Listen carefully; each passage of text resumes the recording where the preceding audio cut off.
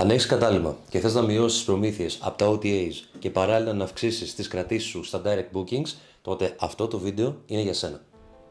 Το ίδιο ακριβώς πρόβλημα είχαν δύο μεγάλα ξενοδοχεία στο κέντρο της Θεσσαλονίκης.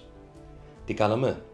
Δημιουργήσαμε digital marketing και performance διαφημίσεις συγκεκριμένα στα Google Ads και στη Meta.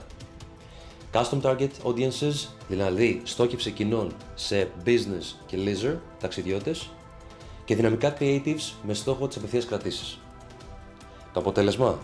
31 ROAS, δηλαδή για κάθε 1 ευρώ διαφημιστικής επένδυσης, το κατάλημα εισέπρατε 31 φορές τα χρήματα της επένδυσης σε τζίρο. Αν θέλεις και εσύ τέτοιου είδους αποτελέσματα, μη διστάσεις να επικοινωνήσεις μαζί μας. Είμαι ο Τσάκλας Γιώργος από την SNS Agency, ένα digital marketing agency από το 2011. Σε προσκαλώ να επισκεφτείς το website μας για να διαβάσεις στο section Success Stories όλο το case study.